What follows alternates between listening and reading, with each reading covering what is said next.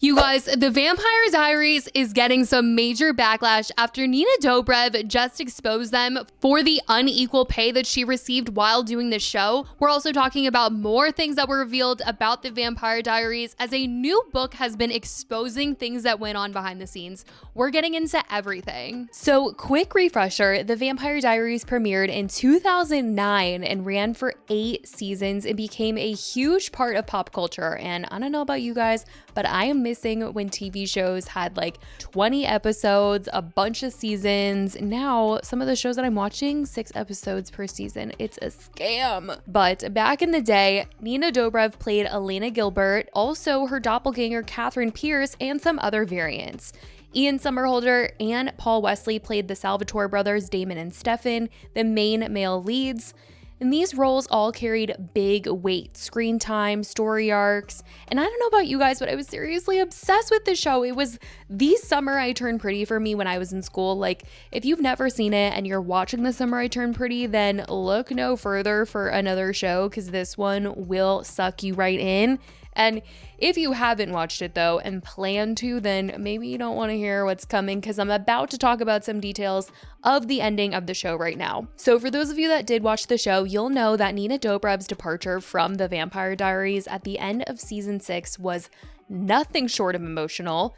In the show, her character Elena is placed under a magical sleeping spell, tying her fate to Bonnie's life, meaning Elena could only wake up once Bonnie died. This allowed the writers to keep her character alive without fully killing her off, leaving a bittersweet goodbye and also a potential chance for her to return later on in the seasons. Her leaving the show was a major turning point for the series, and while the show continued for 2 more seasons, many fans felt the dynamic wasn't quite the same without her. For years, there was speculation amongst fans that Nina's departure from the Vampire Diaries had something to do with her breakup from her co-star Ian Somerhalder. The two dated from 2010 to 2013, and their relationship and eventual split was very public. When Nina announced she was leaving the show in 2015, just 2 seasons after their breakup, people just couldn't help but connect the dots, especially since Ian married Nikki Reed not too long after. The timeline fueled rumors that the on-set dynamic may have been awkward or emotionally taxing, with them still having to play lovers on screen, despite the fact that they were not together in real life anymore. However, Nina has consistently denied that her exit had anything to do with Ian, and it seems we are finally getting confirmation that it really wasn't about all of that. Nina's new comments come from a recently released book titled I Was Feeling Epic, an oral history of the Vampire Diaries by Samantha Highfill. In it, Nina reflects on what it was like behind the scenes, especially about pay, workload, creative control, and how being a woman in that position changed the experience for her. She said that early on in seasons 1 and 2, Nina, Candace King, and Kat Graham were among the lowest paid series regulars. Even though Nina was contractually only for Elena, she ended up doing double duty many times because she was playing other characters. She played Elena and Catherine, and sometimes more. And that meant more scenes, more lines, but the contract that she had didn't reflect doubling up on roles. When it was time to renegotiate, she pushed for more pay. She argued that since she was doing more, she should be compensated fairly and to be equal to the boys. But she never actually got that equal pay during her time as a series regular. Studio and producers resisted giving her the same rate as Ian and Paul, allegedly, according to this book. And according to her, it wasn't about the money at all. Like, she didn't care about the money at the end of the day. It was just the principle, the fact that she was doing so much. She was a main character, she was playing double roles, and she wasn't making as much money as the boys. It's just crazy. And a ton of people online have been weighing in on this conversation after realizing this, and they cannot believe that this is how things were behind the scenes. They definitely are on her side with this. Now, according to this book, there was also pushback when the studio execs tried to limit or discourage writing Catherine. They basically told the writers not to write as much for Catherine or not write Catherine in at all because that would mean paying Nina more. Eventually, the showrunner, Julie Plec, had to negotiate to even let her play Catherine. She probably went in there and was like, you guys, we need her to play Catherine for the show. Like, seriously, in order to keep the plot going and not get things out of whack, we have to let her play. And honestly, with what we're hearing about this, we might have even had more Catherine if the studio actually wanted to pay her for her time playing Catherine. Now, when Nina left after season 6, there was more drama around her return for the series finale, which fans were freaking out over her even being in the finale in season 8. And to know we could have gotten even more of her in the end is really crazy, and it's really sad because the fans really would have loved to see her come back for the entire season.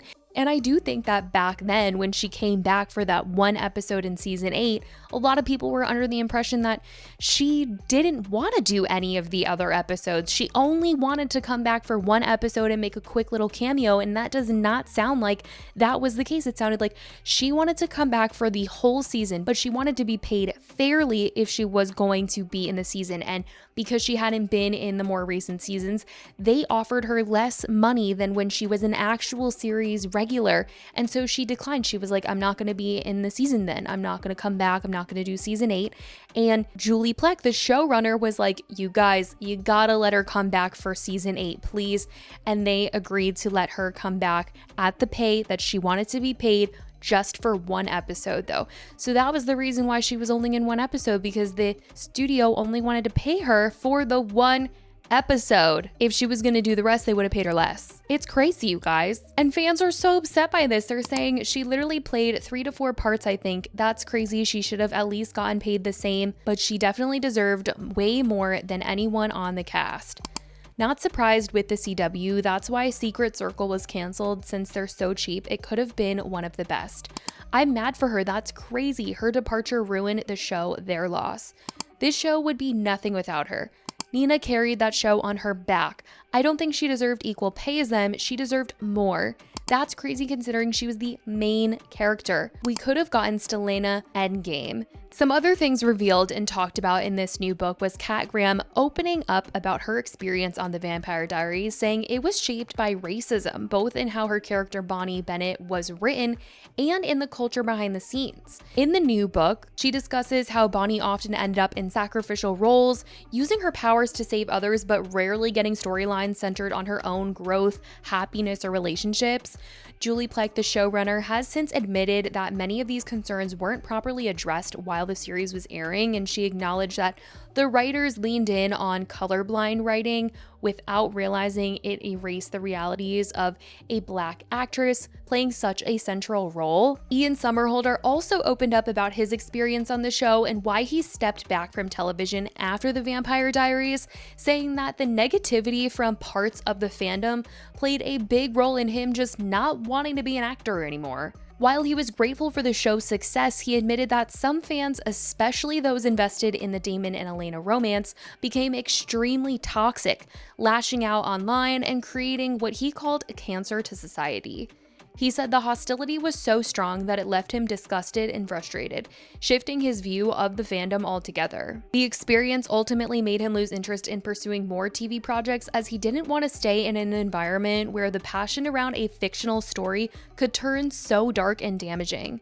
People wrote, while the actor said it's great to feel something about a show, he believed it's not okay to hurt someone else as a result of your excitement or love for that thing. Ian and Nina's real-life relationship also played a factor into how he felt about the show, and the showrunner Julie Plec said that fans were blurring the lines between fiction and reality, which became unhealthy, and Ian really criticized the culture of shipping both characters and actors, calling it dangerous, and compared it to extreme sports rivalries where people become hostile if things don't play out the way that they want. And it's really crazy to hear that this is how he was feeling behind the scenes. I mean, people thought that this is why Nina left the show, but it turns out this is why Ian stopped wanting to act altogether, because the fans became so crazy and so obsessed that he was like, I don't want to be part of this. Now, Candace King also spoke about some of her experience on the Vampire Diaries and revealed how difficult filming season 7 was because she was pregnant in real life,